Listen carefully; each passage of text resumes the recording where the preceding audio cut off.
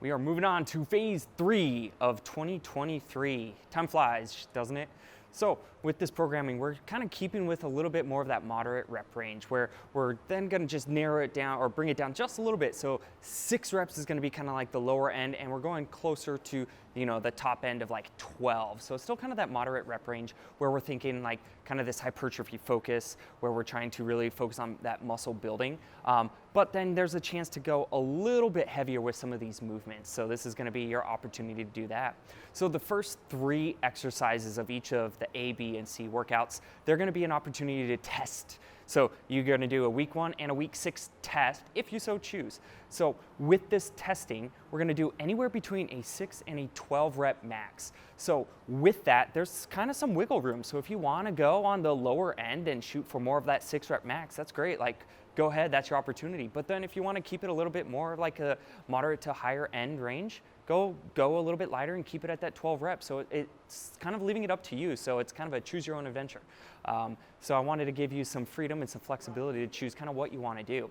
And with these tests, it's always like making sure that we're moving with really good form. And I don't want you to sacrifice form for the amount of weight that you're lifting, because I want to make sure that everyone stays healthy here through these 6 weeks and beyond. So make sure you're always moving really, really well and focusing on the intent and the movement itself. And with those first 3 exercises, we're kind of doing this reps in reserve. So with that, we're thinking like, I want the rep range to be between 6 and 12 reps. So 3 reps in reserve, down to 2, down to 1, down to 0 on that last week. Like, the reps are going to vary, and that just kind of depends on you and you're recovering from set to set. So there's no specific kind of like reps that you're shooting for, as long as you're falling in between that 6 to 12. Right? And then at the end of those 6 weeks, like I said, there's an opportunity to kind of retest some of those movements. And maybe if you went for a 6 rep max on that first week and you hit, say it's like deadlift, and you do 6 reps at 200 pounds, then maybe you keep it at 200 pounds and see how many reps can you do at that 200 pounds. Or if you want to try to bump up the weight and shoot for a new 6 rep max, then cool, maybe you bump it up to like 215 or 225 and see like, are you able to progress that?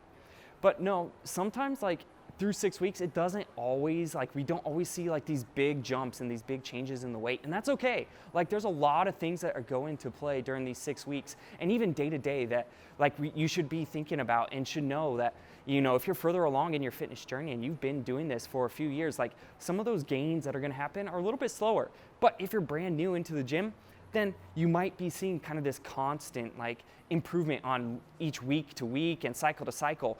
And that's great. Like that can feed some of that motivation and so that inclination to want to come back into the gym. But it starts to slow down in the later years, and PRs don't always happen all the time, and that's okay.